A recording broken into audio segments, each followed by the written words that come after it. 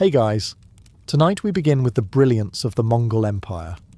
Built by Genghis Khan, the man who rose from a kidnapped orphan with trust issues to the leader of the largest contiguous land empire in human history. Let me know in the comments where you're tuning in from and what time it is for you. It's always fascinating to see who's joining us from around the world. Now, dim the lights. Maybe turn on a fan for that soft background hum. And let's ease into tonight's journey together. You've just woken up somewhere near the Onon River. You're wrapped in wool that smells like a damp yak. The sun hasn't risen, and neither has your sense of direction. There's frost on your boots, a thin layer of ice in your nose, and the sound of something snorting far too close to your head. It's your horse. Of course it is. He's your bedmate, your ride, your heating system, and occasionally your lunch. Personal space is not a concept here. He breathes heavily on you and steps on your coat while you try to stand. He does not apologize. Mongol horses never apologize. Your camp is already in motion. No one speaks. They just mount up and ride off like smoke. A boy with a bow the length of his body gallops past you, yawning. He looks about 10. His saddle is older than he is. He's been riding longer than you've been conscious. You tighten your sash, pack your gear, and climb onto your horse. There's no stirrup ceremony, no deep breath of gratitude, no breakfast. You chew dried meat while riding. If your jaw isn't strong, it will be by tomorrow. Assuming there is a tomorrow. The wind cuts sideways. It's not wind for decoration. It's the kind that flays the unprepared. You're riding into it at full gallop. Your face goes numb by the third ridge. No one notices. No one asks if you're okay. This is the step. You are either riding or you are part of the landscape. By midday, you've switched horses twice. Not because you're tired. The horse is. You're expected to be harder than your animal. If the horse is struggling, you carry more. This is considered balance. You urinate from horseback. You eat from horseback. You fight from horseback. If you fall off, you will be trampled. If you stop moving, you will be left. If you complain, no one will listen. They'll just assume the wolves got you early. You ride because everyone rides. Because there are no roads, no destinations, only speed and survival. And because in the Mongol Empire, walking is for prisoners, and you are not a prisoner. Yet. You've survived the ride. You're not dead. That's good. But now you're hungry. Which is a shame, because breakfast here isn't a meal. It's a dare. Someone hands you a leather sack. It sloshes. That's your morning beverage. Fermented mare's milk. It's white, sour, slightly fizzy, and smells like what a saddle feels like after 3 weeks of riding through war zones. You drink it anyway, not because you want to, because that's what there is. It's called erag.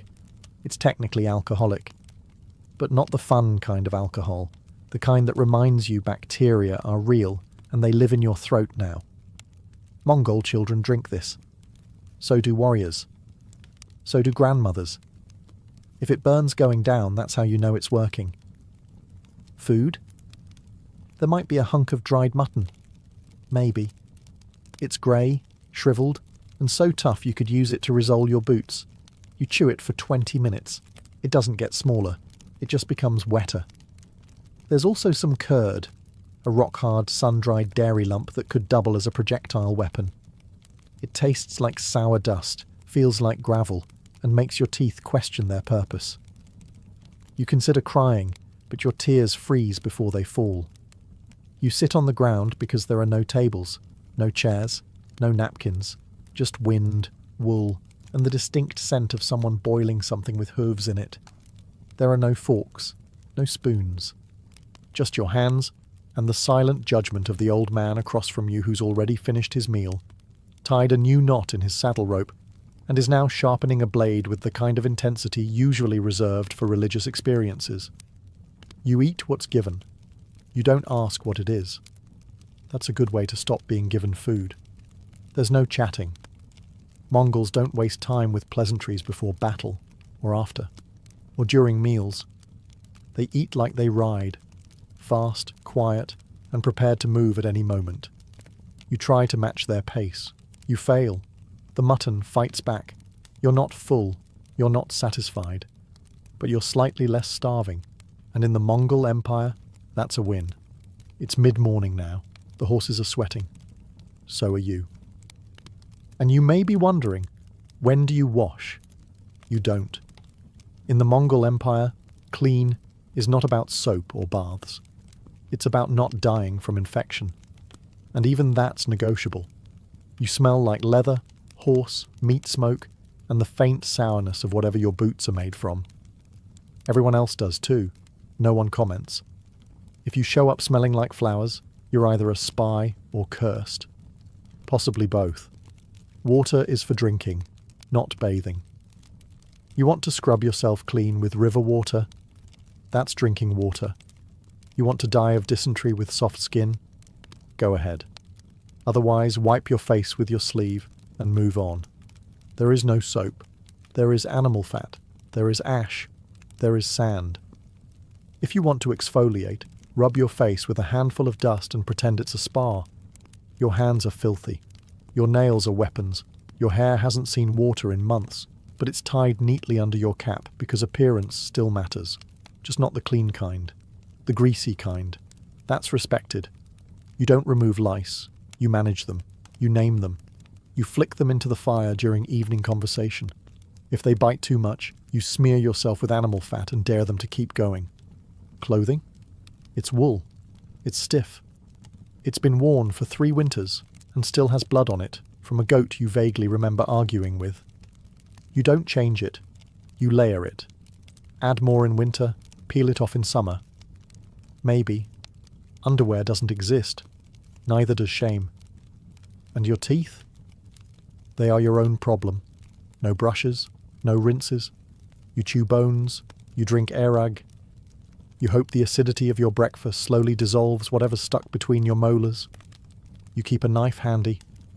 Not for enemies, but for when that one tooth decides it's done being in your head. So no, you don't get a bath. You get wind. You get horse sweat. You get an overwhelming bouquet of unwashed humanity. But look on the bright side. No one else can smell you over themselves.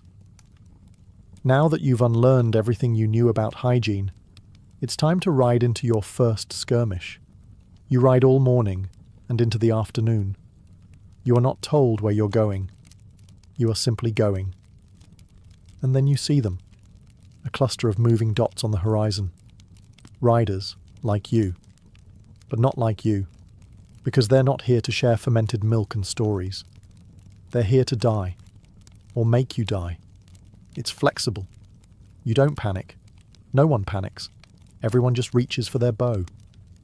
Mongol bows are short, curved, deadly, and somehow heavier than they look. They're made from layers of horn, sinew, and raw intent. They don't forgive mistakes. They don't miss twice. You notch your arrow. Your horse keeps moving. You don't slow down.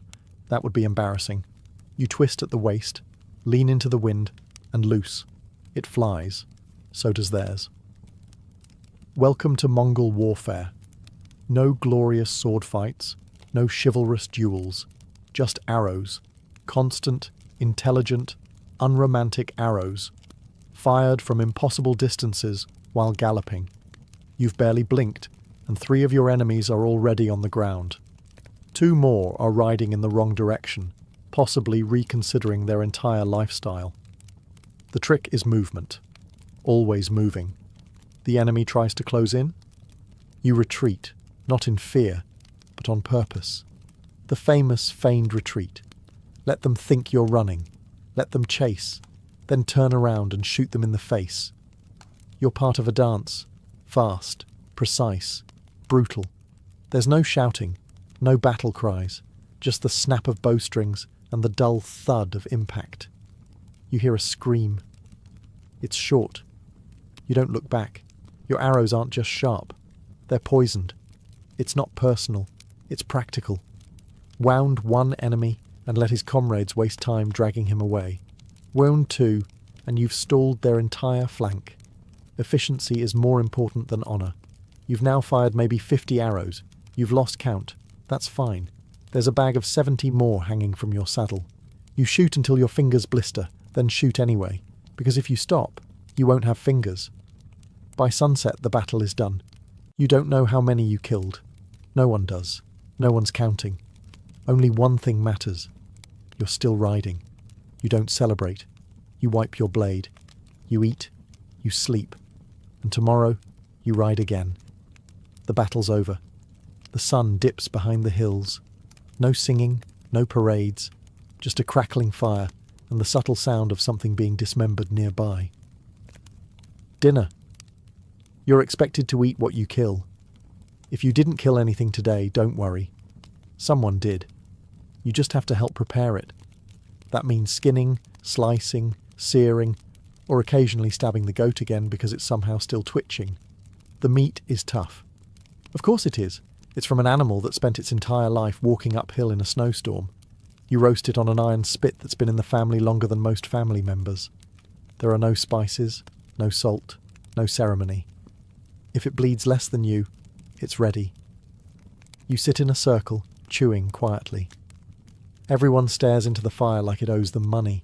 A warrior beside you gnaws a rib clean, licks the bone, then throws it behind him like it might grow into another goat. The fat is the best part. It's greasy, rich, and absolutely essential to staying alive. Mongols prize fat above all, not for flavour, but because it sticks to your ribs and keeps your soul from freezing at night. You don't question it. You bite into it like it wronged your ancestors.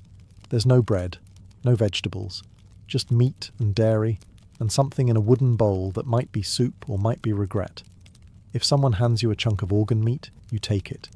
You eat it. You do not ask what it was in life. Curiosity is a luxury. You are not a noble. You are not a guest. You are a stomach with legs and a knife. After eating, there is no clean-up. The bones go to the dogs, the ashes to the wind. You wipe your hands on your cloak, which also doubles as a napkin, towel, and winter blanket. Hygiene is still theoretical. Someone belches.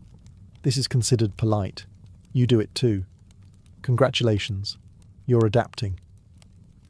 Later, when you lie in your felt-wrapped bedroll beside a snoring horse, you'll dream of meat, because that's what tomorrow holds too.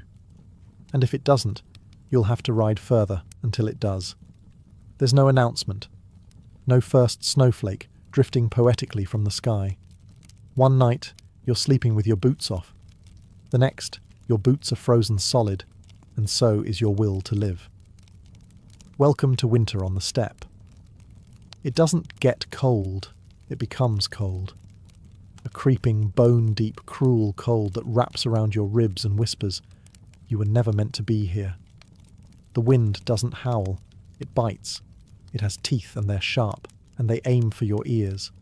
Your breath turns to fog, then to ice, then to regret. You sleep with your horse now. Not near your horse. With your horse. You press your back against its side like it's a lover made of hay and muscle. You'd say it's awkward, but at least it's warm. Clothing becomes a game of layers. Wool over leather over fur. You stop feeling your fingers by mid-morning. You stop feeling your toes the day after. You try not to think about it. If they come back, great. If not, fewer things to stub. There's no firewood, no forests, just frozen dung. You burn it without question. It smells like betrayal, but it's heat. The smoke curls around your face and makes your eyes water. You blink, and your eyelashes freeze together. You are now part sculpture. Your water, ice. Your food, ice. Your nose, bleeding. You ride anyway. Mongols don't stop for weather. If it's not an arrow or a plague, it's not worth mentioning. You ride with snow in your boots and wind in your bones, and nobody cares. Especially not the horses, who seem to enjoy it. The cold changes you. It takes your voice, dries your skin, and rewrites your personality to something quieter, stiffer, and much less optimistic. You stop complaining, not out of stoicism, but because your jaw refuses to move. And yet, you keep moving. Because if you stop, you'll freeze. And if you freeze, someone will bury you under a cairn of stones and ride off without breaking stride. The Empire doesn't wait for spring. Neither do you. He doesn't look like a legend. He sits cross-legged on a plain wooden platform, chewing a piece of dried meat with all the ceremony of a bored butcher. His fur-lined coat is weather-beaten. His beard is uneven. His boots have blood on them, though whether it's from battle, a goat, or last week's argument with a tax collector is unclear. This is your Khan, your general, your leader. The man who can order entire cities wiped from the map with a raised eyebrow. You do not speak unless spoken to. You do not make eye contact for too long. You definitely do not correct his pronunciation, even if he calls you that one with the hair for 6 months straight. He speaks softly. Mongol leaders don't shout. If you can't hear him, that's your problem. Listen harder, or read his tone, or follow the sound of your own heartbeat because it's now louder than his voice. Orders are short, precise, absolute. Ride here. Burn this. Accept tribute. Behead the messenger. Don't return until it's done. You nod. Everyone nods. Even the tough ones, the warriors who once outran a siege fire, nod like nervous schoolchildren. One man coughs during the briefing. He is now gone. No one mentions him again. Your Khan doesn't care about your feelings. He cares about results. Did the city fall?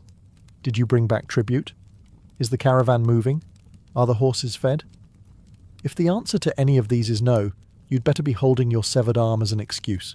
His tent is not lavish, but it holds maps, so many maps, all hand-drawn, all annotated in a scrawl that looks like a falcon-learned calligraphy. You understand none of it. He understands all of it. He sees rivers as roads, mountains as slight inconveniences, and kingdoms as small prizes wrapped in bad diplomacy. You receive your orders. You leave. You do not ask questions. You do not linger. You saddle your horse, and you ride out into the cold again. Because in the Mongol Empire, leadership is not about charisma. It's about survival. And those who question the Khan rarely get the chance to do it twice. You ride into a foreign land carrying a message. You are not a soldier today. You are an ambassador. This does not mean you are safe. You ride with a small entourage, a flag of truce, and the smug confidence of someone who knows that behind you are thousands of warriors who will happily burn an entire civilization to the ground if your letter is not well received. The letter itself is simple, direct. A few short lines scrawled in Mongolian, Persian, maybe Chinese, depending on the poor soul receiving it. It reads something like, "Submit to us, or don't. We'll be back either way." It's sealed with the Khan's mark, a bit of hardened wax that might as well be soaked in gasoline, considering what follows a refusal. You ride into cities with marble gates, golden domes, silk curtains, and nervous guards. You are fed, you are questioned, you are stared at like a hungry wolf that's somehow been invited to dinner. You are polite, you are calm. You explain, slowly, that submission is in everyone's best interest. Mongol protection comes with benefits. Trade, order, slightly fewer massacres. Refusal comes with fire, arrows, and a thorough removal of anything shaped like a building. Sometimes they say yes. They offer tribute. Horses, gold, daughters. You nod. You leave. You report back. That city stays standing, for now. Sometimes they hesitate. They whisper behind closed doors. They send you back with vague answers and suspiciously generous gifts. You accept them. You smile. You note everything. And sometimes they kill the messenger. This is unfortunate. For them. You are not avenged with a complaint. You are avenged with siege engines, horse archers, psychological warfare, and a creative use of severed heads as decorative warning signs. Diplomacy is fast in the Mongol Empire. One message, one chance. No second letters. No passive-aggressive negotiations. You deliver the will of the Khan. If it's ignored, his reply arrives strapped to the back of 40,000 mounted archers and a few very enthusiastic engineers. You don't argue. You don't negotiate. You deliver. And if the world listens, it lives. You've ridden into what passes for a Mongol capital. You were expecting towers, maybe walls, some kind of palace with polished floors and a guy in a hat offering figs. What you find instead is a swarm of yurts, felt domes, dozens, hundreds.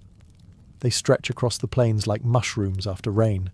No stone, no marble, just wool, smoke, and the smell of boiled something. This is Karakoram, the capital, the beating heart of an empire that spans from the Korean peninsula to the edge of Europe. And it looks like someone lost a sheep convention in the wind. But make no mistake, it functions. Yurts aren't huts, they're portable command centres. Every single one can be taken down in an hour and rebuilt by nightfall. You can burn a city. You can't burn something that's already gone by morning. The Khan's yurt is larger than the rest. Its doorway faces south. Always. You do not enter without invitation. Inside there's felt, furs, scrolls, and a throne that looks less like a seat of power and more like a sturdy place to survive a siege of guests. People come here from all corners of the empire. Traders from Baghdad, princes from Kiev, spies from the Song dynasty, all sitting cross-legged, drinking mare's milk, pretending not to notice the woman in the corner who just disassembled a deer with a spoon. There's no bureaucracy in the European sense, no towers full of scribes. There's just a man with a memory like a steel trap, and a few assistants who write things down using bone styluses and a tone of mild terror. Laws are spoken. Decrees are sent out on horseback. Paper is valuable. Ink is expensive. Mistakes are fatal. And yet, the streets are clean. The roads are safe. The trade routes run like blood vessels.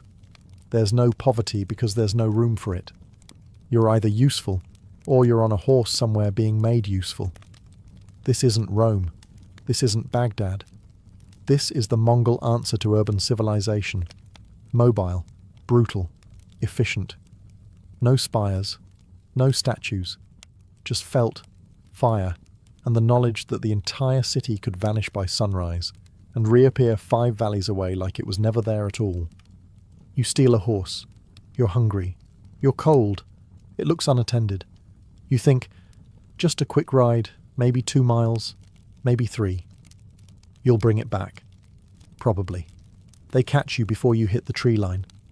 Now you're on your knees in front of a man with a moustache so sharp it might count as a weapon. He's not angry. He's not shouting. He's just pointing at the horse, then at you, then at a nearby rock. Flat, broad, execution ready. You're about to learn something important. There are no jails, no appeals, no 16-step legal process. Justice in the Mongol Empire comes in 2 forms, repayment or removal. If you steal, you repay double, if you can. If you can't, something else gets taken. A finger, a hand, occasionally your head, depending on the mood and the market value of what you tried to steal. You plead your case. Briefly, Mongols believe in clarity. If you talk too long, they assume you're lying. You shorten your explanation to 3 words and hope they count as a character reference. The elders discuss. One of them spits. Another one shrugs. Then they nod. Verdict, you live. Sentence, you walk. As in, you no longer ride. The horse is gone. You now follow the caravan on foot until your honour is considered untarnished, which may take a season.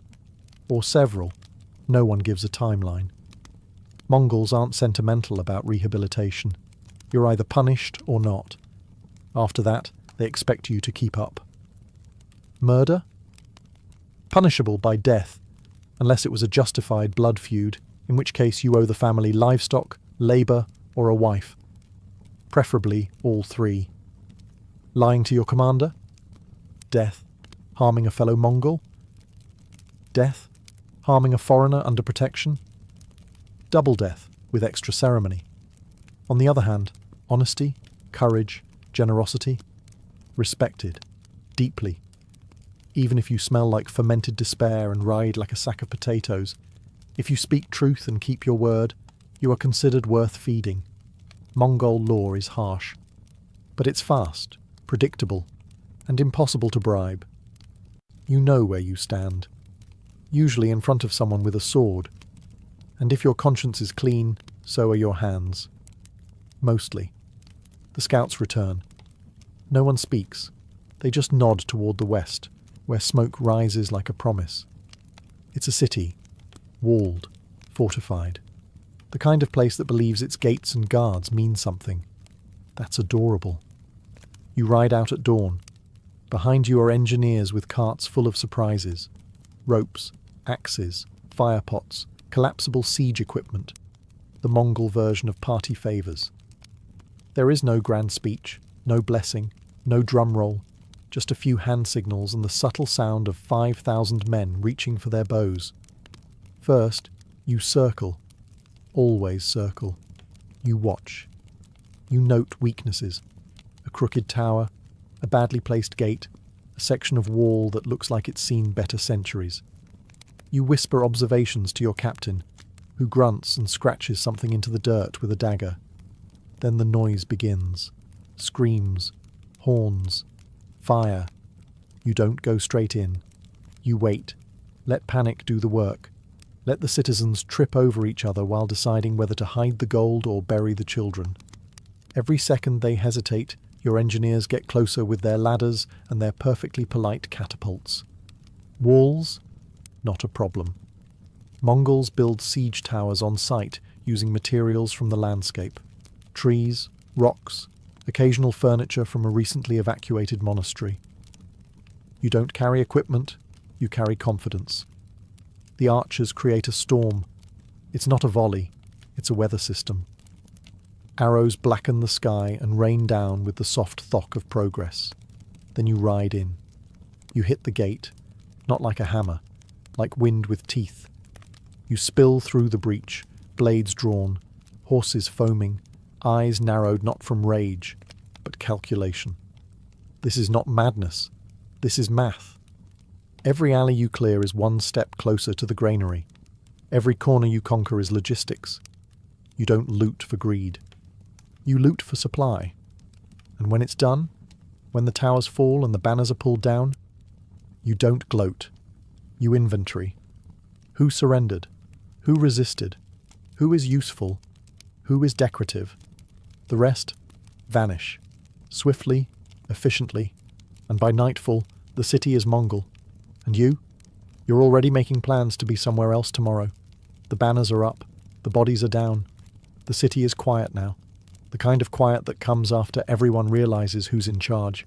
You, the conqueror. You, the horse-breathed outsider who was elbow-deep in a siege engine this morning and is now reviewing tax codes over goat stew. Because that's how it works. In the Mongol Empire, conquest isn't the end. It's the onboarding phase. The locals peek out from shattered windows and ruined temples, expecting the usual: pillage, plunder, decades of burning resentment. Instead, they're greeted by a man in a fur coat holding a list of professions. The Mongols don't destroy everything, only the things that resist. The rest, catalogued. If you're a blacksmith, you stay. If you're a weaver, same. If you're a scholar, congratulations. You now work for a man who's never read a book, but understands exactly how many arrows it takes to erase a library. There's no formal government structure. There's you, and a few scribes, and a mountain of Mongol common sense. You appoint officials, preferably locals who understand the language and know how not to get stabbed during tax collection. Laws are simple. Obey the Khan, pay what you owe, don't cause trouble. If that sounds vague, don't worry. Enforcement is very clear. One warning. Then rope. Trade routes are reopened by noon. Toll stations are manned by evening, and the market is already selling roasted fish like nothing happened, because commerce is the empire's second religion, right after horses. You don't impose your culture. You don't build statues. You just make sure the grain gets counted and the caravans leave on time. Mongol rule is not about identity. It's about efficiency. You can keep your temples and your customs, just not your rebellion. A tax is levied. Census takers move in. And by week's end, the same people who were screaming yesterday are now grateful the roads are safer. You conquered them. Yes. But you also improved delivery times. You're riding west now. Further west than you've ever gone. Past the familiar pastures, past the cities you helped sack, past even the yurts with familiar insults carved into them. This is the frontier, the ragged edge of the empire, where the air is thin and the rumours are thick. No one gives you directions. Directions are for people with roads. What you get are gestures. A shrug toward a mountain, a vague wave past a smoking valley, and the eternal Mongol compass. Follow the bones. Out here you ride past things the Empire hasn't yet decided whether to acknowledge. Strange stone towers, half-built forts abandoned mid-hammer, trees with ribbons tied around them, gifts for gods who've clearly stopped answering mail. You pass a monastery with its doors ripped off. Inside, there's incense and silence. A monk bows to you, offers you tea, and doesn't flinch when you track mud across his sacred floor. He's seen your kind before. He knows what happens when someone says no. Then come the rumours. Whispers about ghost armies, about cities that vanished overnight, about a mountain pass where a Khan's brother disappeared and came back 2 years later, smiling and never blinking again. You don't believe most of it, but you ride slower anyway. At night, you camp in silence. No fires, no laughter. Just you, your horse, and the sound of wolves having theological debates nearby. You wrap your cloak tighter and check your blade twice, not because of bandits, but because of stories that start with, "No one who rode this way. Even your horse is uneasy. It whinnies at shadows. And this is a horse that's eaten human flesh and napped through thunder." The edge of the Empire isn't marked by fences. It's marked by atmosphere, a thinning of command, a stretching of logic. Out here, the Khan's word arrives late and often whispered. Still, your orders are clear. Scout, observe, return. You do all three, in that order. You take note of every strange village, every half-finished temple, every field where the grass grows sideways. And when you turn back toward civilization, you feel the Empire behind you, heavy, brutal, real. The edge didn't swallow you, this time. You've returned, not in glory exactly, but in one piece, which, in Mongol terms, is practically sainthood. Your horse is thinner, your boots are blood-stained, your teeth are fewer, but your scroll pouch is full. Names, maps, tribute tallies, the occasional sketch of a fortress that looked at you funny. You hand it over. A scribe nods. A commander grunts. The Empire continues. And someday, far from here, in a quiet European library or a distracted Chinese court, someone will open a scroll and frown at your name. They will not pronounce it correctly. They will not understand the abbreviations. They will look at the numbers you counted with frozen fingers after 3 days without sleep and say, "These must be exaggerated." Because history has a funny habit. It smooths out the parts that make it nervous. And the Mongol Empire makes historians very nervous. They will call you barbarians, savages, a horde. As if you were all one blur of horses and arrows with no trade routes, no diplomats, no legal system carved in blood and common sense. They'll forget the engineers, the postal system, the religious tolerance. They'll remember the sieges, who wouldn't?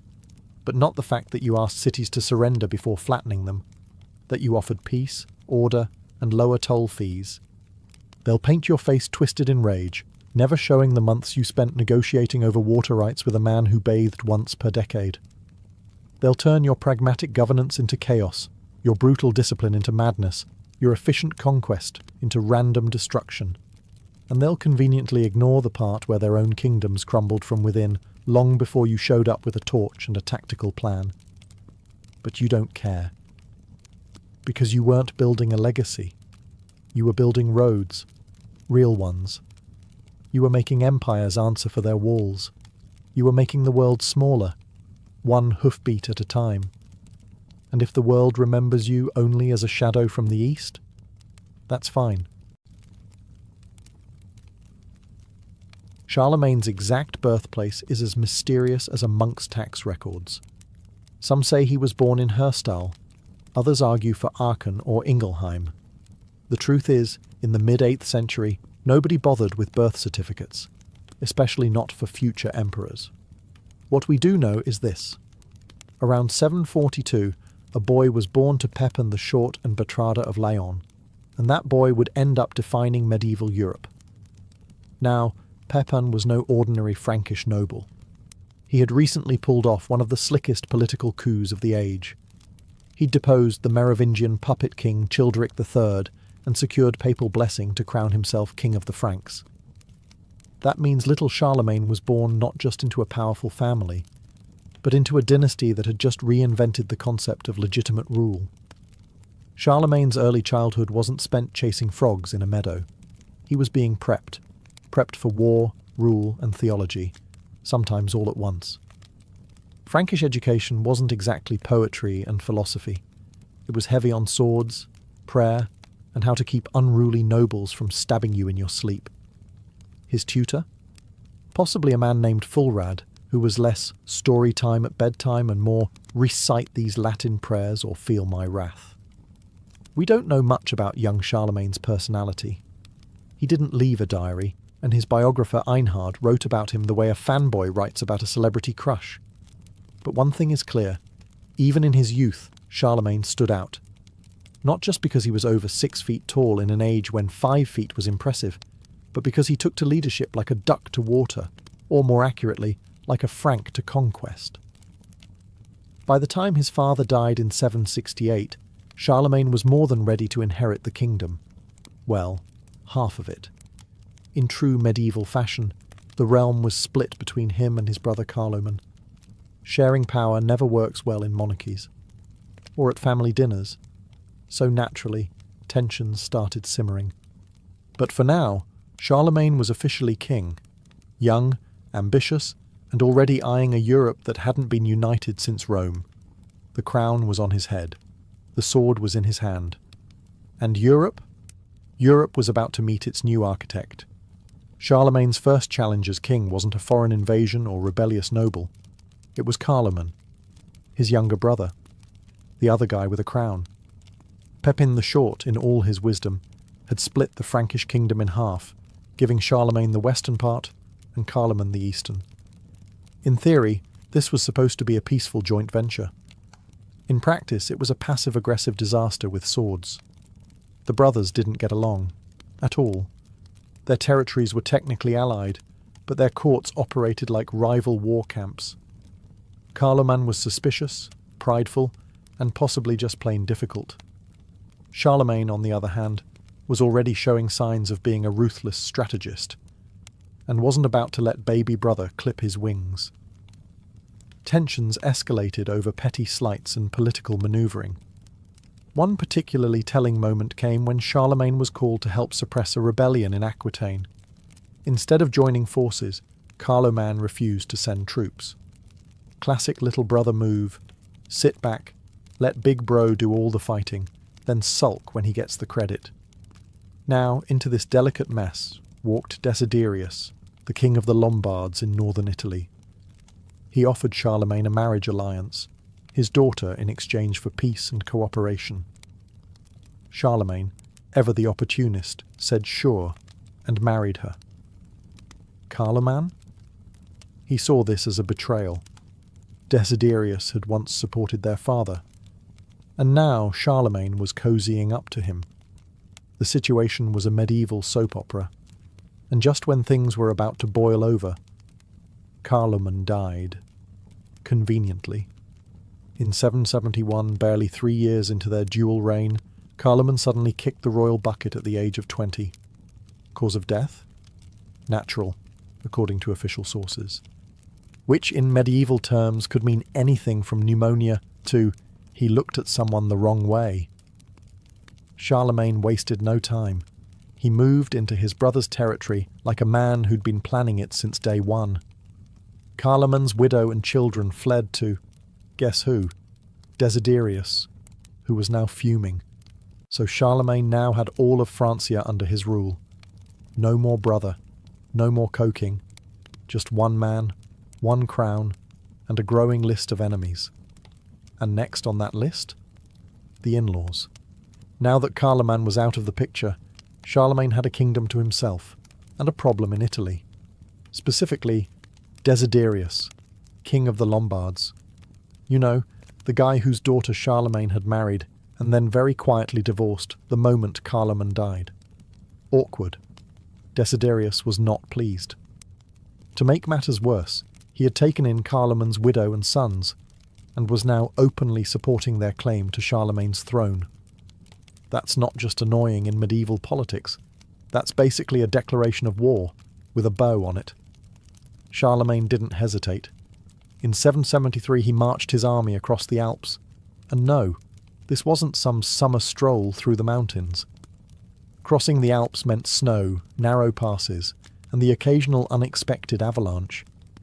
But Charlemagne did it anyway, because Charlemagne didn't let mountains, family drama, or bad weather stop him from getting what he wanted. Once he reached Italy, Charlemagne laid siege to Pavia, the Lombard capital. Desiderius dug in for the long haul.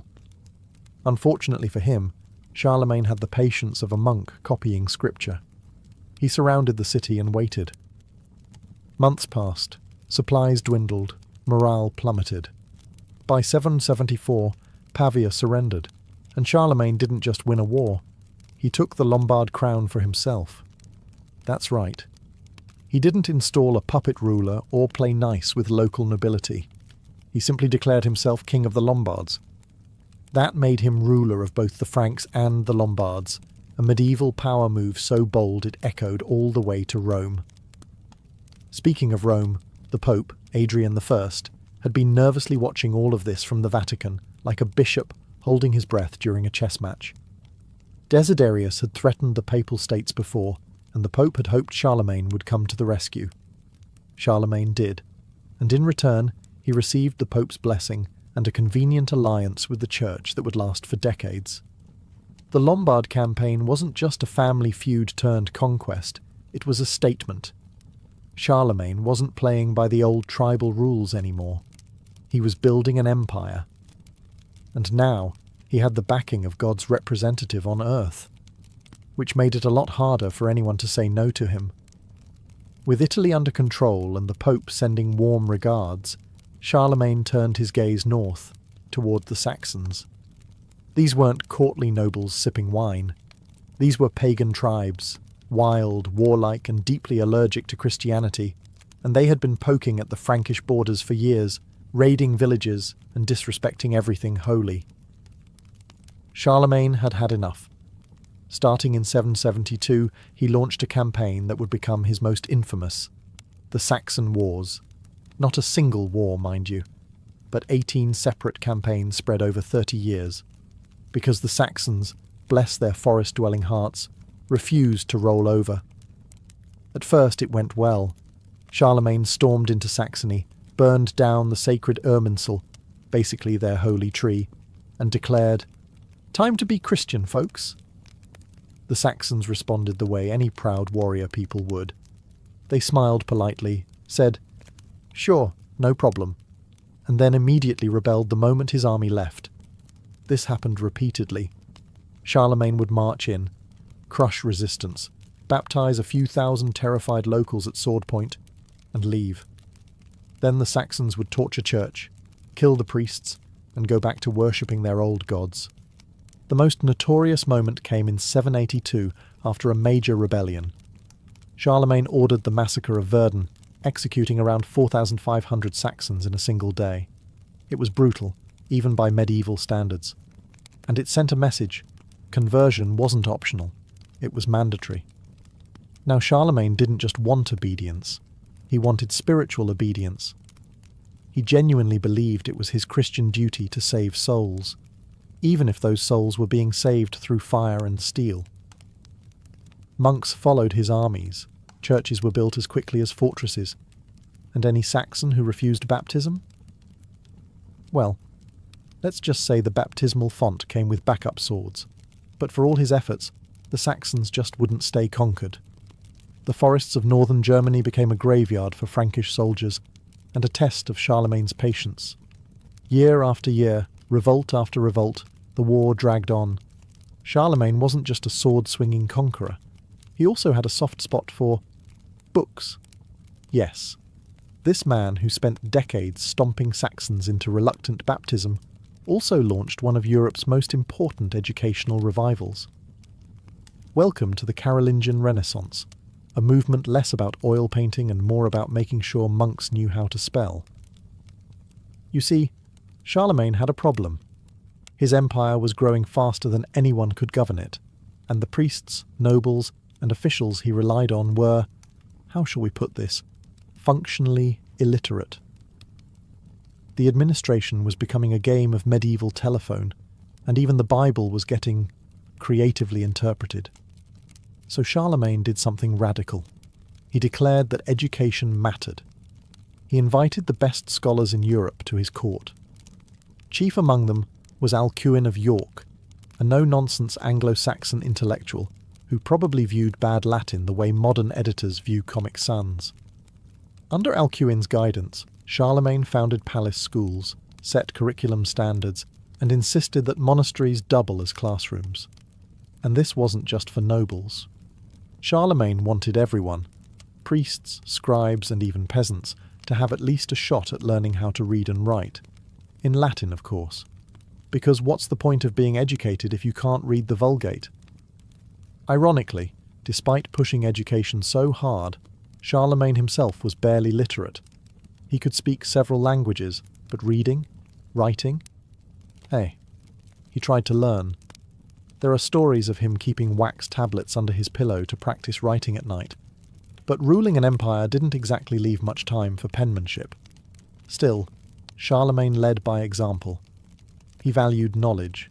He respected scholars. He even standardized handwriting. Yes, Carolingian minuscule, that clean, readable script that modern fonts still copy, was his doing. Before that, manuscripts looked like someone spilled ink while having a seizure. Thanks to his efforts, thousands of ancient texts were preserved. Monks began copying manuscripts like their lives depended on it, because sometimes they did. Literacy rates improved, the church became more coherent, and Europe took one cautious step out of the Dark Ages. It was Christmas Day, 800 AD. The streets of Rome were cold, the churches packed, and Charlemagne was attending Mass in St. Peter's Basilica like a good Christian king. Or at least, that's what everyone thought. Until Pope Leo III pulled off one of the most theatrical surprise moves in medieval history. As Charlemagne knelt in prayer, the Pope suddenly placed a golden crown on his head and proclaimed him Emperor of the Romans. Just like that. No warning, no formal ceremony, no polite, "Hey Charles, do you maybe want to be emperor?" Nope. Just boom, instant empire. Historians still argue over whether Charlemagne knew this was going to happen. Some say it was staged, others say it caught him off guard. Charlemagne himself later claimed he would never have entered the church had he known, which is a very emperor thing to say. Either way, the symbolism was enormous. The Roman Empire had fallen back in 476. Now, over 3 centuries later, the Pope was effectively resurrecting it, with Charlemagne as its new head. A Frankish king crowned by the church, ruling over a patchwork of Germanic tribes, Lombards, and Latin-speaking clergy. The Holy Roman Empire was born, although that name wouldn't be used for a while. This moment shifted everything. Charlemagne's authority was no longer just military. It was spiritual, divine. He was now seen as the successor to the Caesars, a Christian Caesar, with the Pope as both ally and spiritual referee. But not everyone was thrilled. The Byzantines over in Constantinople had been calling themselves Roman emperors for centuries, and did not appreciate some Frankish upstart playing emperor in the West. For decades, diplomatic relations were tense, with titles flung around like insults and treaties scribbled under duress. Back home, though, the title stuck. Charlemagne reigned as emperor until his death in 814, and the imperial dignity gave weight to everything he did, from issuing laws to reforming the church. It was the capstone of his rule. A crown not just made of gold, but of legitimacy, myth, and historical theatre. Conquering half of Europe is impressive. Keeping it running without the whole thing collapsing into civil war, that's the real magic trick. And Charlemagne, oddly enough, managed it not just through blood and steel, but with ink, messengers, monks, and the medieval version of spreadsheets. Once he was emperor, Charlemagne got serious about governance. He knew he couldn't be everywhere at once, so he started building a system that looked suspiciously like an early version of modern bureaucracy, just with more Latin and slightly fewer bribes. Probably. At the heart of his administration were the missi dominici, literally the Lord's envoys. These were trusted officials, always sent in pairs, usually one noble and one bishop, who travelled around the empire delivering royal orders, inspecting local lords, and making sure no one was quietly building their own little kingdom in the backwoods. Think of them as medieval auditors, only with swords and divine backing. Local counts and dukes still ruled their regions, but they answered to Charlemagne. And if they didn't, well, a friendly visit from a Mrs. Dominicus could quickly turn into a career-ending conversation. Charlemagne didn't do tolerance when it came to disloyalty. He also introduced capitularies, written laws and instructions that applied across the empire. These covered everything from how to run a monastery, to how many soldiers a noble had to provide, to what kind of bread should be served at imperial banquets. Yes, even bread regulation, because you can't have an empire falling apart over badly baked loaves. But this wasn't just micromanagement for its own sake. Charlemagne believed in order, Christian order, and to him, a stable, well-run empire reflected divine favour. His laws weren't just legal, they were moral. He wanted a society where everyone knew their role, paid their taxes, to the church and to him, and prayed at the proper time, preferably under a roof he had personally authorised. It wasn't perfect. Corruption still existed. Communication was slow, and sometimes local lords quietly ignored orders when no one was watching. But for a man ruling over a territory that stretched from the Pyrenees to the Elbe, it worked surprisingly well. By the early 800s, Charlemagne's empire was the biggest Europe had seen since the fall of Rome. From modern-day France and Germany to northern Italy and parts of Central Europe, his domain stretched across cultures, languages, and weather patterns that could give a bishop frostbite in July. The man ruled over Catholics, pagans, semi-Christianized tribes, ambitious nobles, and moody bishops, and somehow he kept them all more or less in line. On the surface, things looked glorious. The Carolingian Renaissance was in full swing. Monasteries were copying books like caffeinated scribes. Law and order had a vaguely uniform shape. Even coins bore Charlemagne's image, glaring sternly in profile, because nothing says, "I'm in charge," like putting your face in every pocket. But beneath the grandeur, cracks were forming. For starters, succession. Charlemagne had many children, at least 18, thanks to a rotating cast of wives and concubines, but only a few were considered politically viable. He had once divided the empire among 3 sons, just like his father had. Then one died. Then another. By 806, he was down to one heir, Louis the Pious, the youngest and, well, the most monk-like. Louis was a good Christian, quiet, thoughtful, kind. In other words, the polar opposite of Charlemagne. When your empire depends on intimidation and iron will, handing it off to someone who prefers psalms over politics feels risky. Then there was the nobility. During Charlemagne's reign, they were kept in check by sheer fear and efficiency. But even then, local counts were getting bolder. Some enforced royal laws with gusto. Others treated them like polite suggestions. The empire was stable, but it was a personality cult, held together by one man's presence and very few backup systems. Add to that the endless wars, constant rebellions, especially from the still not fully subdued Saxons, and the cost of maintaining armies, and the pressure was building. Even the church, while mostly loyal, had its own ambitions. Bishops had political power. Abbots controlled vast lands. and while they blessed Charlemagne's rule with one hand, they sometimes pushed back with the other, especially when royal demands clashed with canon law or monastery budgets. The empire was brilliant, but like all things built at speed and scale, it depended on the one person who could command it all. And that person was getting old. In the winter of 814, Charlemagne fell ill. He was in Aachen, his favoured palace city, surrounded by scholars, advisors, and the lingering smell of burned firewood and ink-stained parchment. He was 72, a near miraculous age for a man who'd spent decades fighting wars, crossing mountains, and making sure every noble knew who was boss. Despite his warrior image, his decline was slow and almost quiet. He fasted, prayed, and, as Einhard, his devoted biographer, put it, accepted death with a calm dignity befitting a Christian emperor. On January 28, 814, Charlemagne died. The bells rang. The empire held its breath. They buried him in Aachen Cathedral, beneath a marble throne, wrapped in imperial robes, sword at his side, and a copy of the Gospels in his lap. Not a bad send-off for a man who had once been crowned Emperor of the Romans in a surprise ceremony. Later legends would claim he sat upright in his tomb like a sleeping king, ready to rise again if the empire ever needed him. Romantic nonsense, of course. But telling. His only surviving son, Louis the Pious, inherited the whole empire, along with its unwieldy borders, rebellious nobles, and growing unrest. Louis tried to rule well, he really did, but he wasn't his father. The iron grip loosened. Power fragmented. Civil wars broke out.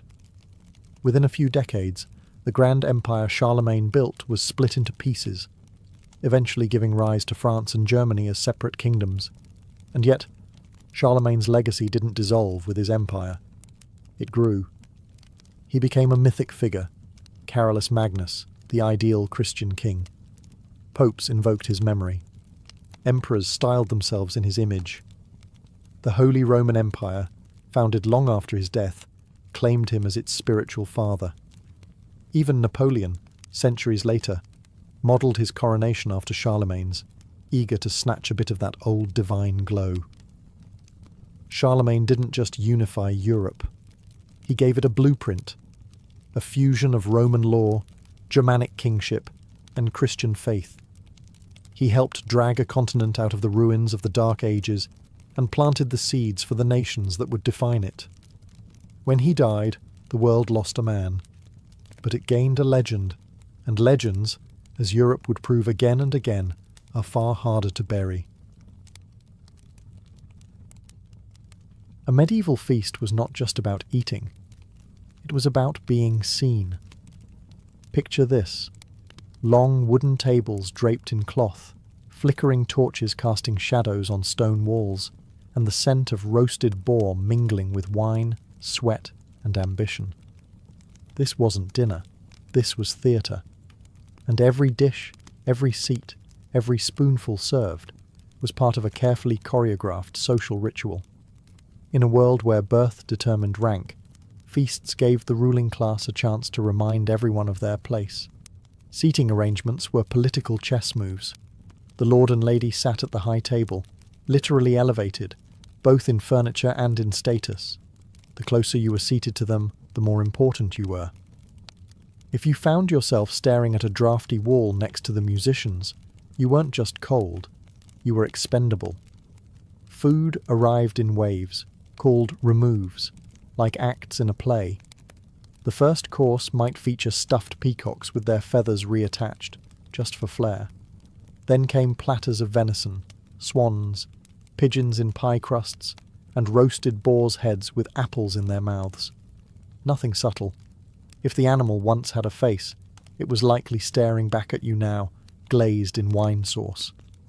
And then there were the subtleties. Elaborate edible sculptures made of sugar, marzipan, or pastry, shaped into castles, saints, mythical creatures, or scenes from biblical epics. These weren't meant to be eaten. They were meant to be admired, or gawked at, preferably both. But it wasn't just about flexing wealth. Feasts were political tools. Treaties were negotiated between bites of pheasant. Alliances were solidified over goblets of spiced wine. Marriages were arranged between courses. Hosting a bad feast could ruin a reputation. Hosting a great one? That could buy loyalty for years. Even silence had meaning. Guests weren't just allowed to speak freely. Toasts were timed. Music cued conversations. A juggler might perform to distract from an awkward lull. A poet might recite flattery so syrupy it made the boar seem bland. Behind every grand medieval feast was a scene of pure, beautiful chaos, the castle kitchen. Not your cosy modern space with ceramic countertops and herb gardens. No, this was a smoky, shouting, wood-fired war zone, run by a hierarchy that would make a small army blush. At the top of this culinary command tower stood the master cook, the Gordon Ramsay of his day. Minus the swearing, or with more swearing, in Latin. He oversaw dozens of assistants, spit-turners, pot-boys, pastry makers, fish cleaners, sauce men, and at least one poor soul whose job was just plucking poultry all day. And they weren't whipping up 2 or 3 dishes. They were making hundreds, often without a single written recipe, because cookbooks were rare, handwritten, and kept under tighter lock than some treasure chests. The kitchen fire roared day and night. There were no thermostats, just blistered hands, guesswork, and prayer. Meat was roasted on massive spits turned manually, usually by young boys whose arms never stopped spinning. And the size of the meat? Let's just say a cow might show up in pieces over the course of a 3-day feast. Sauces were vital. Everything was doused in a combination of vinegar, wine, and exotic spices. Not because they were trying to mask rotten food, as the myth says, that would have insulted the guests, but because spices were wealth. Saffron, cinnamon, cloves, nutmeg. These were imported luxuries. Serving them wasn't just about flavour. It was about flexing trade connections.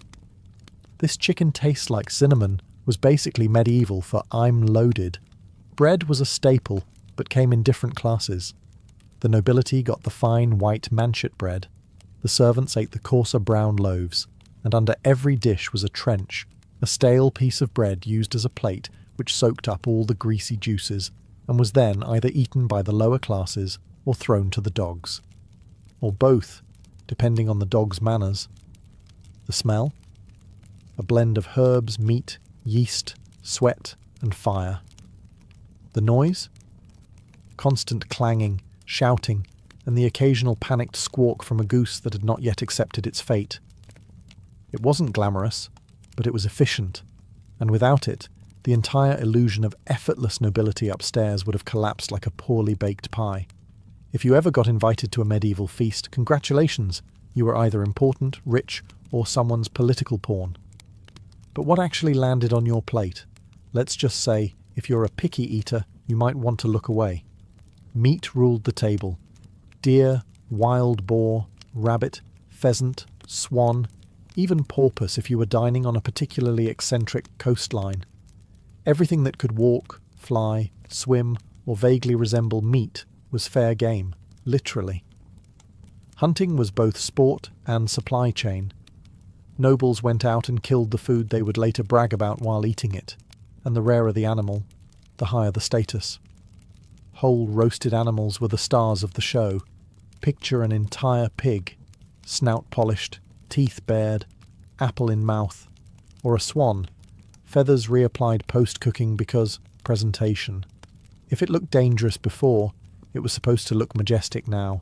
But it wasn't just about quantity. The menu was strategic. You didn't dump everything on the table at once. You served it in courses, called removes. The first might include lighter fare, soups, small pies, fish if it was Friday and the church was watching. Later courses escalated to the heavy hitters, roasts, game, pies stuffed with meat and spice and more meat. Fish had its own day in the spotlight, especially during fasting seasons. Eels, pike, and herring were frequent guests, sometimes moulded into the shapes of animals they were definitely not. Because why serve boring boiled fish when you can serve a fish that looks like a hedgehog? And the spices. Oh, the spices. Medieval people didn't believe in bland. Cinnamon on chicken. Absolutely. Ginger and gravy? Of course. Sugar on meat?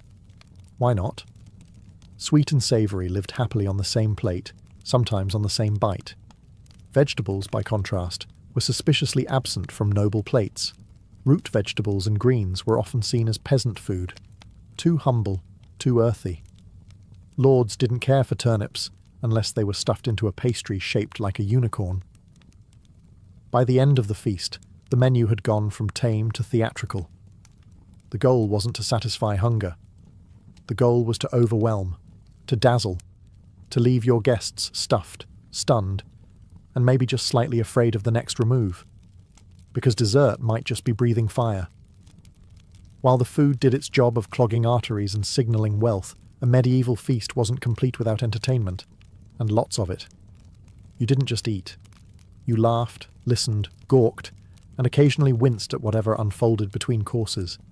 Enter the fool, the court jester, clad in bells, mismatched colours, and enough audacity to insult the host without getting beheaded, usually. The fool's job was to make people laugh, mock the powerful, and provide an air of controlled chaos. They juggled, told bawdy stories, and performed slapstick routines with the finesse of someone who knew that one bad joke could end in unemployment or execution. Then came the minstrels, with their lutes, harps, and voices trained in ballads about love, war, and the occasional dragon. Music filled the hall, not as background ambience, but as part of the experience. These songs weren't just for mood. They were political commentary, historical records, and flattery disguised as melody. If the lord of the house was featured heroically in the third verse, congratulations, the minstrel would eat well tonight. For something flashier, you had acrobats and fire breathers. Yes, real fire. Indoors. In a wooden hall lined with rushes and tapestries. Safety codes were a distant fantasy. Sword swallowers, animal tamers, even dancing bears made appearances, though the bears weren't always thrilled about it. And then there were the subtleties, edible performances, sugar sculptures that doubled as political satire, giant pies with live birds inside, released mid-course for dramatic flair.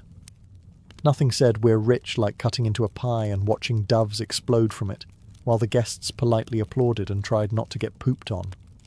Some feasts included morality plays, little theatrical skits about virtue, sin, or the dangers of not respecting the church.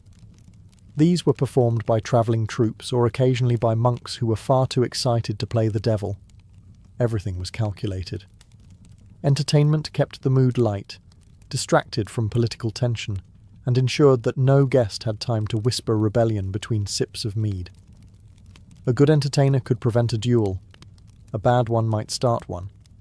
At a medieval feast, you weren't just watching a show. You were the show. And the laughter. That was just another way to keep the knives pointed away from the host. In the medieval world, what you ate wasn't nearly as important as who you ate it with. A feast was the medieval version of a press conference, marriage proposal, court negotiation, and corporate takeover, rolled into one gloriously greasy event. Hosting a feast wasn't just hospitality, it was strategy.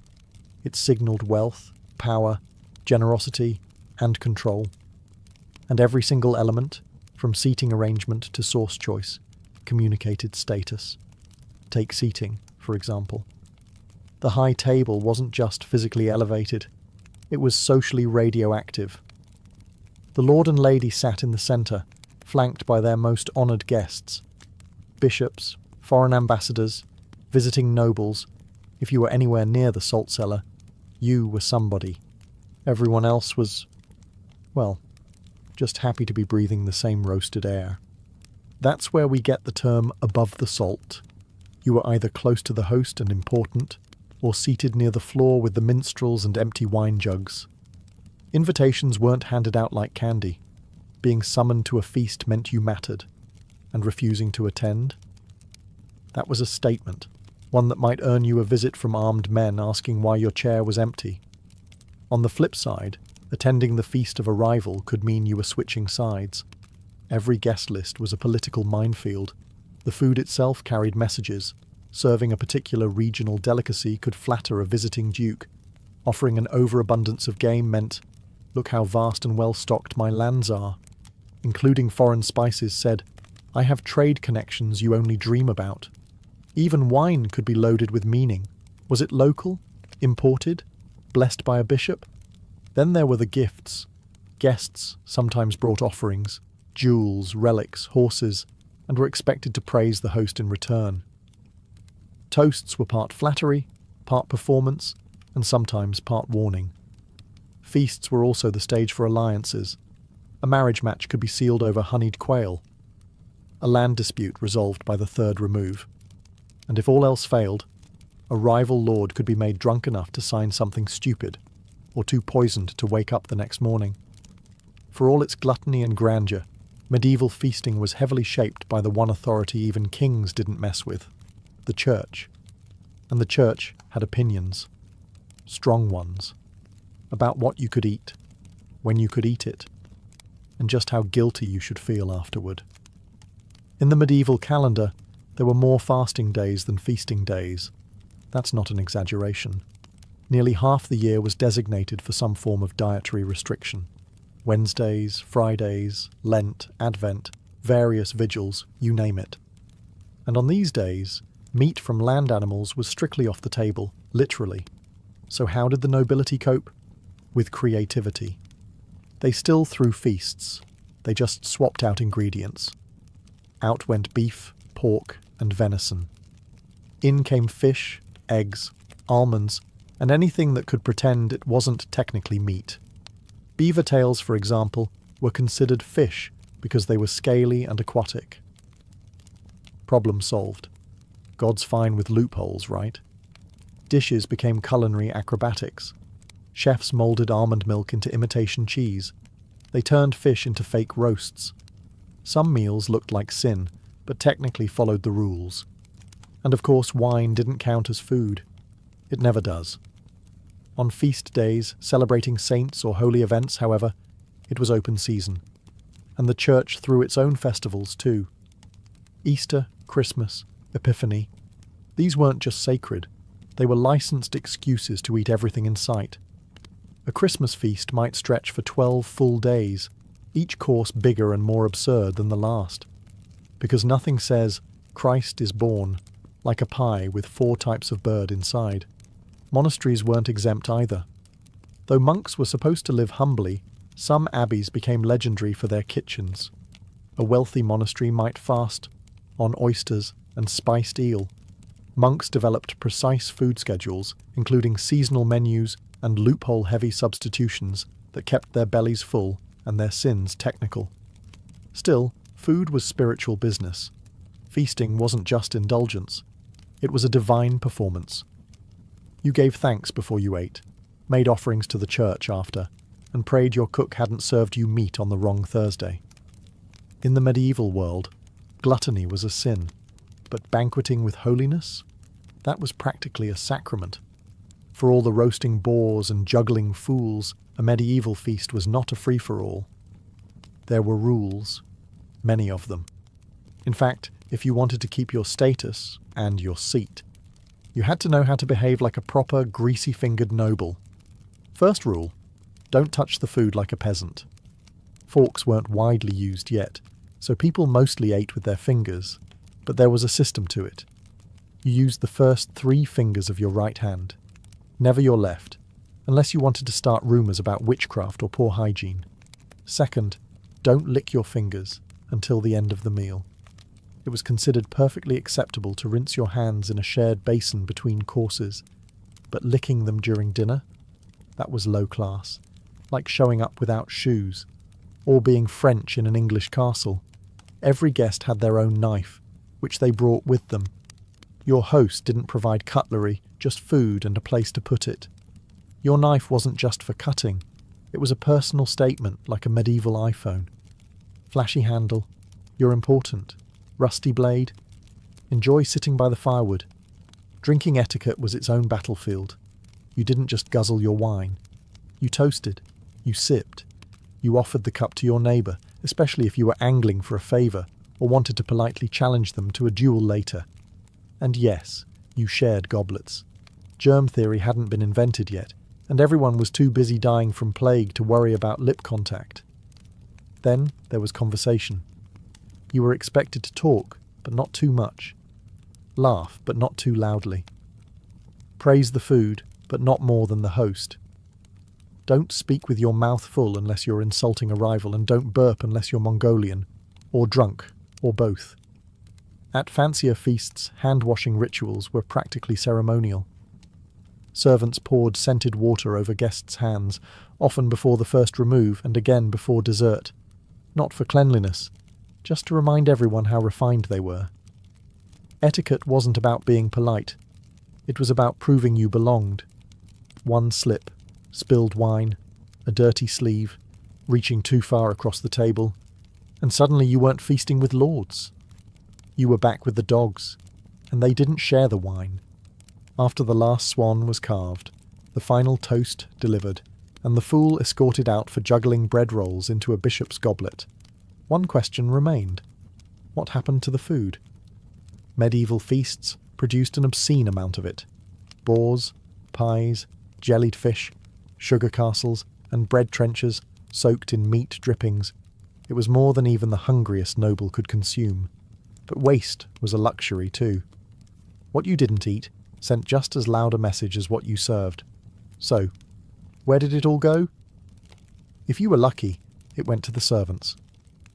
They ate in shifts after the feast, picking over what remained from the lower tables. Sometimes they'd get choice cuts, especially if a favoured guest passed along their untouched roast, or decided not to eat the stuffed hedgehog pastry. It wasn't glamorous, but it beat porridge. The trencher bread, that thick slice acting as a plate, was a special case. Saturated with sauces and grease, it was rarely eaten by the nobles, unless they were really drunk. Instead, these soggy slabs were collected and often distributed to the poor. Not out of charity, mind you. It was more like nobles saying, "Here, have the leftovers of our greatness." But if you were a peasant, getting a slab soaked in spiced boar fat was better than a sermon on humility. In monasteries and churches, feast leftovers became alms. Feeding the poor wasn't just encouraged, it was expected. Leftovers were gathered into baskets, blessed, probably after the fingers were picked out, and handed out as a moral duty. Sometimes, the poor were even invited to dine in the great hall after the nobles left, though seated in a very different spot, and usually without the juggling bear. Still, not everything went to hungry mouths. Some of it was simply thrown out, fed to pigs, or composted in castle midden heaps. Why? Because in medieval high society, restraint was overrated. A surplus showed wealth. Letting food spoil quietly behind the kitchen door was just part of the show. So while the nobles sobered up and congratulated themselves on a feast well hosted, life went on for the rest. Servants nibbling bones, peasants lining up for trenchers, dogs wrestling over fish heads. Because in the medieval world, even leftovers had a hierarchy. The candles had burned low. The minstrels were snoring under benches. Half the guests were face down in pie crusts, and the other half were staggering through castle corridors looking for their shoes, or dignity. The feast was over. But the morning after, that was a whole different ritual. Cleanup began before the guests even left. Servants moved like ghosts, clearing bones, scraping trenchers, and sweeping rushes off the floor. Those sweet-smelling herbs scattered to mask the stink of sweat, spilled wine, and noble flatulence.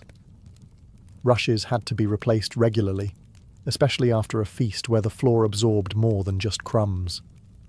And then came the reckoning. The steward, essentially the medieval party planner, assessed the damage. Broken goblets, missing silverware, a suspicious amount of spilled gravy near the bishop's seat. It all went into the report. Sometimes guests even stole cutlery as a weird badge of honour. If you left with a spoon, it meant you were important enough to dare. The kitchen was a battlefield. Burned pots, cracked platters, and enough grease to oil a drawbridge. Cooks staggered out like survivors, some missing eyebrows from the oven fire, others grumbling about, "Next time we just serve porridge." For the host, though, the real work had just begun. The politics of gratitude kicked in. Letters were written, gifts sent, compliments paid. If a powerful guest wasn't properly thanked, or worse, if they were seated too far from the roast swan, grudges could form. And medieval grudges had a way of turning into feuds, or wars. Sometimes a feast backfired, a guest insulted, an alliance offended, a drunken noble confessing to treason over mulled wine. One ill-timed toast could undo months of diplomacy. The feast was a show, yes, but like all theatre, the reviews could kill you. For the lower classes, the morning after was business as usual. Some washed dishes, some shovelled refuse. Some got lucky and found a forgotten crust of almond cake behind the dais. That was breakfast. And then, quietly, the castle returned to its rhythm. The banners came down, the dogs were fed, the torches extinguished. Until the next celebration, coronation or wedding, or excuse to impress the neighbours, feasting season was closed. But its echoes lingered like smoke in the rafters and wine stains on the stone. Because in the medieval world, no one ever forgot a good feast, or a bad one. Leif Erikson didn't enter the world quietly. Around the year 970, possibly in Iceland, maybe in Greenland, depending on which saga you're trying to decode, he was born into a family of exile, ambition, and very poor impulse control. His father was Eric the Red, a hot-headed Norwegian outlaw exiled for murder, who then got exiled again from Iceland for, shockingly, more murder. Instead of learning restraint, Eric discovered Greenland. Because if you're going to be banned from one frozen island, why not claim another? Leif grew up in this rugged frontier settlement, where winters were cruel, neighbours were scarce, and the only consistent export was stories. Greenland wasn't a thriving colony. It was barely a functioning outpost held together by stubbornness, driftwood, and fish. But it gave Leif something that mattered more than comfort: perspective. He knew what it meant to survive on the edge of the known world. His family was steeped in Norse tradition, hard drinking, hard fighting, and perpetually sceptical of outside authority. Yet even amid this rugged culture, Leif was different. He was curious, reflective, observant. According to the sagas, he was tall, strong, handsome, naturally, and notably more thoughtful than his volatile father. He wasn't raised on scrolls or scholars. He was raised on sagas, oral tales of gods, monsters, voyages, and revenge. These stories weren't bedtime lullabies. They were survival manuals wrapped in mythology, and they seeped into Leif like sea brine into a longship's hull. Greenland's isolation left young Leif hungry for something more. Unlike his father, whose ambition ended in exile and bloodshed, Leif looked outward, toward Iceland, toward Norway, toward the horizon. He listened to old sailors speak of strange lands beyond the ice. He studied the stars, and he watched the tides. By the time he reached manhood, he wasn't just the son of Eric the Red. He was a Norseman with a boat, a brain, and a burning need to explore something, anything, that wasn't a freezing rock filled with equally frozen egos. Before he ever sailed west, before the church came calling, before his name landed in sagas and schoolbooks, Leif Erikson was a boy born of fire and ice, destined to outrun both. Leif didn't just drift into greatness, he sailed into it. At some point in his early adulthood, Leif left Greenland behind and travelled to Norway, the old heart of Norse power. It was more than a homecoming. It was a collision with a world far more advanced, hierarchical, and surprisingly holy. Because Norway wasn't the same place his father had fled.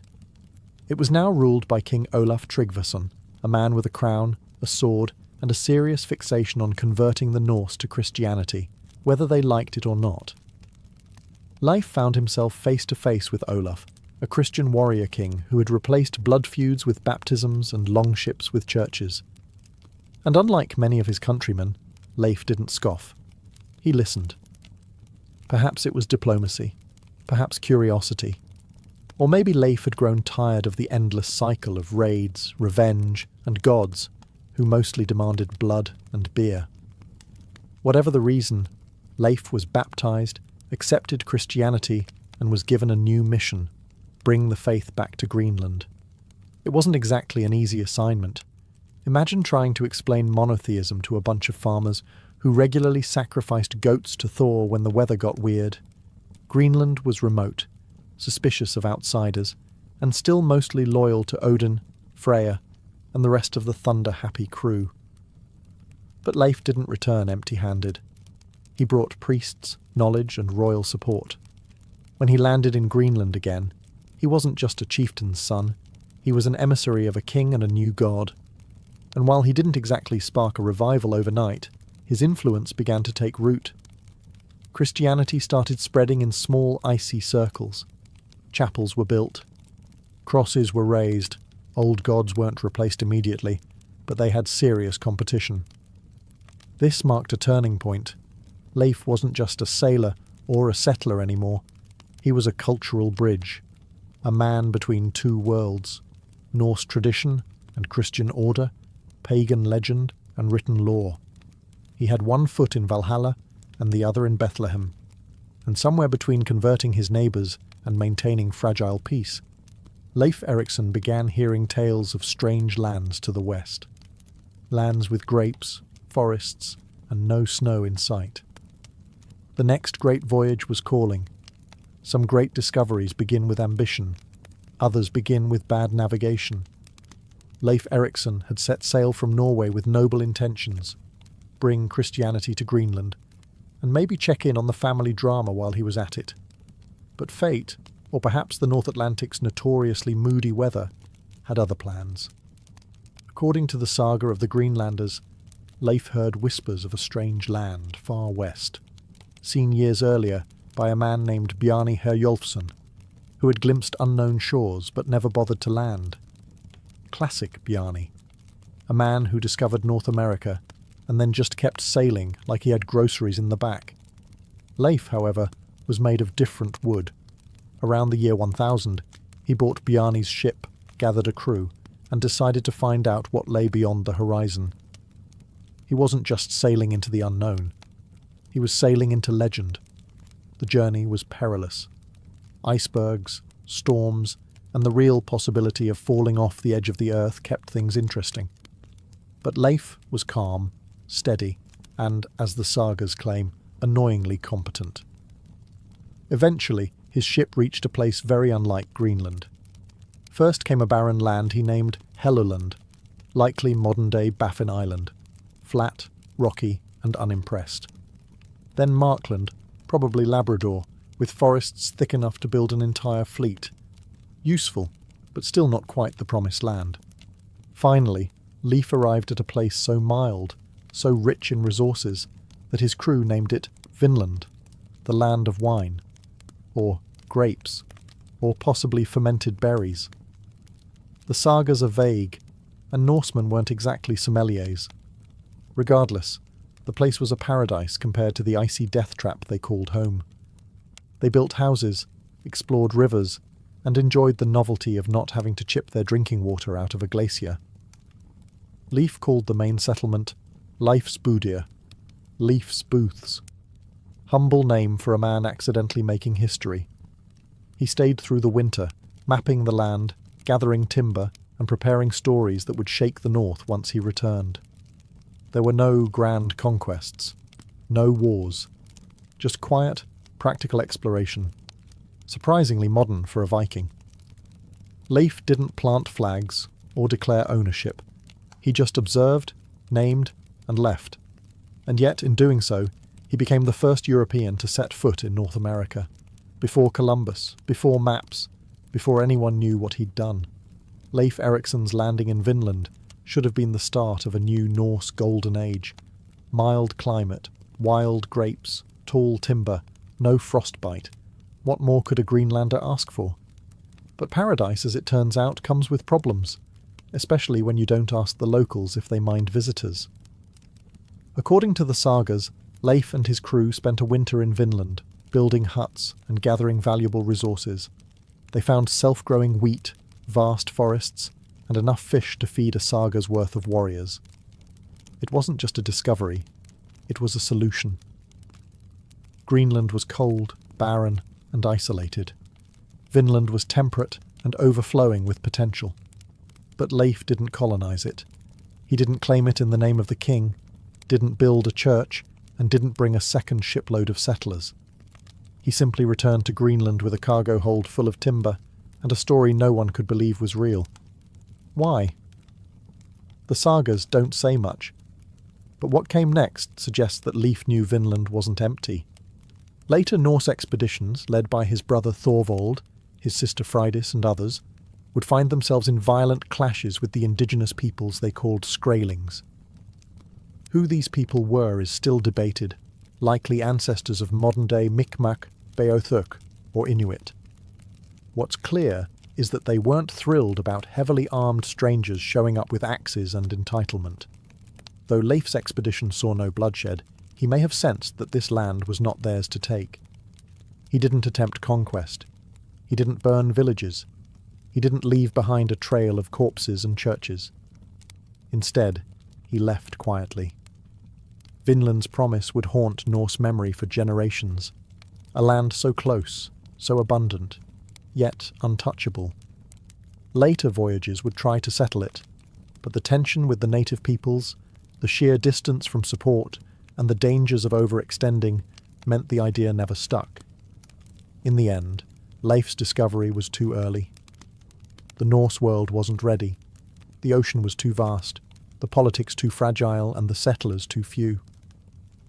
Vinland faded into legend, part Eden, part ghost. And Leif? He returned to Greenland not as a conqueror, but as a man who had seen something no one else had. A world waiting.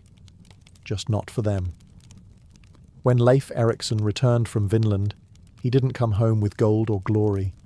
He brought something far more controversial: Christianity. Back in Norway, Leif had been baptized under the orders of King Olaf Tryggvason, who saw the sword and the cross as equally valid tools for nation-building.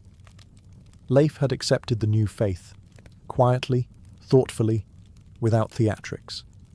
But now, with a royal commission and a ship full of priests, he arrived in Greenland as both explorer and evangelist. Greenland, however, had not changed in his absence. The colony was still dominated by Norse paganism. The people still carved runes, drank to Odin, and muttered prayers to Thor during snowstorms. They were settlers, survivors, pragmatic and fiercely traditional. And they were deeply suspicious of a religion that said all their gods were false and that drinking blood at the winter solstice might be frowned upon. Leif didn't storm temples or burn idols. That wasn't his style. Instead, he used diplomacy, generosity, and the weight of royal backing. He built a church, reportedly the first in Greenland. He gave shelter to priests. He spoke to chiefs. And he told stories, not just of Christ, but of a gentler world beyond ice and exile. His own mother, Theodhild, converted and built a chapel of her own. His father, Eric the Red, famously refused. Eric wanted nothing to do with this new god who didn't enjoy a good blood sacrifice and didn't even fight with a hammer. For Eric, Christianity was weakness. For Leif, it was a path forward. This divide within the family mirrored the larger split in Greenland. Some embraced the faith, seeing it as progress, protection, or just another way to curry favour with the king. Others rejected it as foreign noise. Converts and traditionalists shared stew and suspicion in equal measure. Leif didn't force change. He simply embodied it. He lived as both a Norseman and a Christian, a seafarer and a settler. His quiet strength made him a symbol, not just of faith, but of balance, of evolution without erasure. He didn't kill the old gods. He just stopped calling on them. And for a colony on the edge of the world, his example was enough to plant the seeds of something new, even if it took generations to grow. Leif Erikson may have carved his own legend across the North Atlantic, but he did so under a long, blood-stained shadow. His father's. Eric the Red wasn't just infamous, he was practically mythological. A brawler, a settler, a man exiled from Norway and Iceland, who then founded Greenland just to have somewhere new to get kicked out of. Wherever he went, lawmen cringed and neighbours kept axes close. His temper was legendary, his charisma even more so. And for Leif, growing up in Eric's household meant learning to balance on a knife's edge between boldness and recklessness, leadership and lunacy. Where Eric was fire, Leif was frost.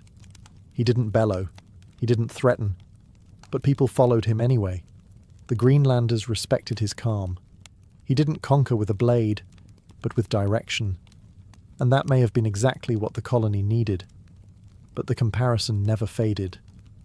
Leif returned from Vineland, not drenched in gold, but with timber and tales. His Christian mission in Greenland spread slowly, while Eric sulked and scoffed. The old man had wanted a warrior son to continue his brutal legacy. Instead, he got an explorer, a believer, one who used diplomacy more than steel. Some saw that as weakness. Others saw it as wisdom. Leif didn't care. He wasn't trying to outshine Eric. He was simply surviving him. When Eric the Red died, some say from illness, others claim it was a slow defeat of spirit. It marked the end of a certain kind of Norseman. Eric represented the world of old gods, exile, and explosive pride. Leif represented something else, a future that looked beyond icy fjords and blood feuds. In the sagas, their relationship feels strained. Eric resents Leif's new faith. Leif tries to convert him. Neither bends. But there's an undercurrent of respect, even admiration. Eric knew his son wasn't like him, and perhaps, deep down, he was glad for it. Leif never became king. He never ruled with force.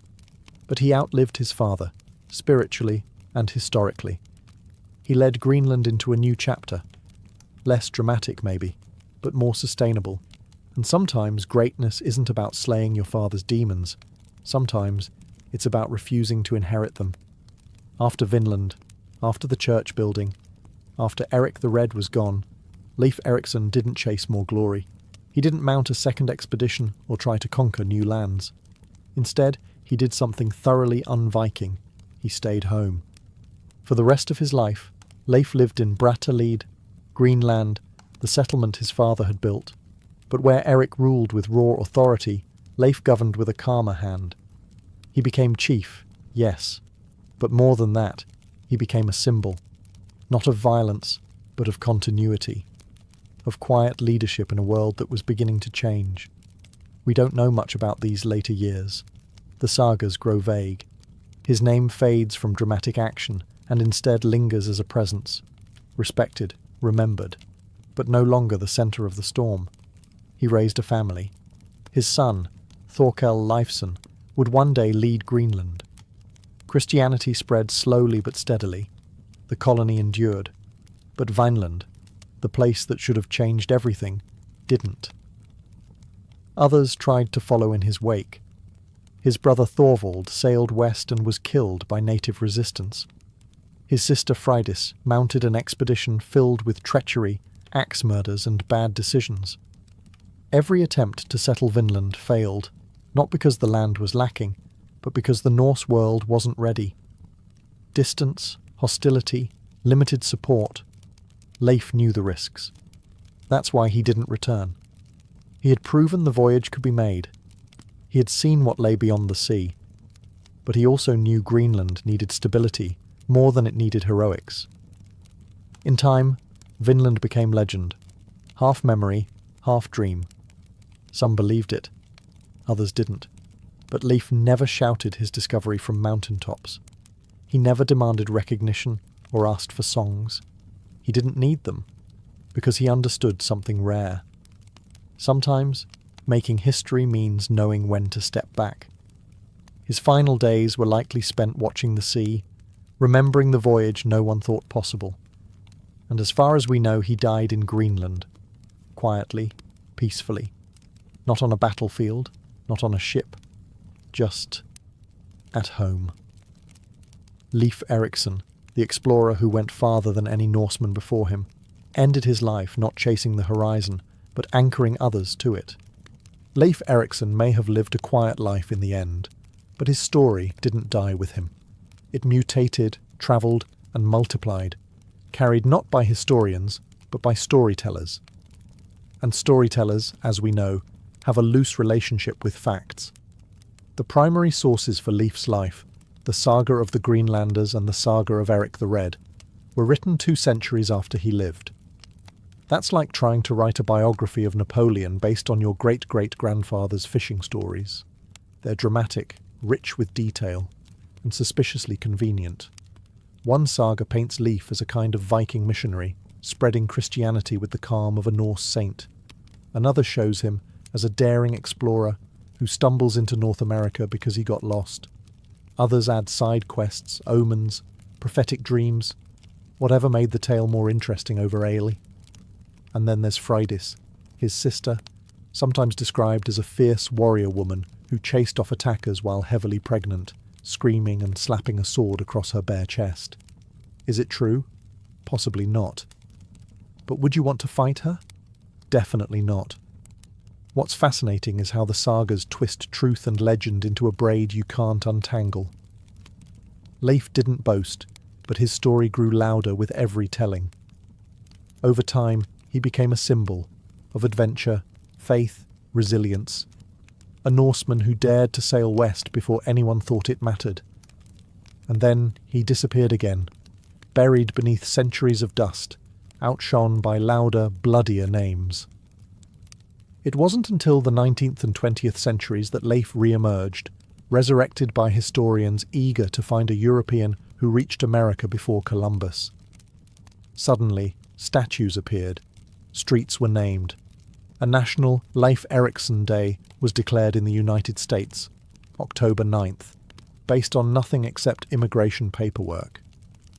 Ironically, Leif would have hated all the attention. He wasn't seeking fame. He wasn't planting flags.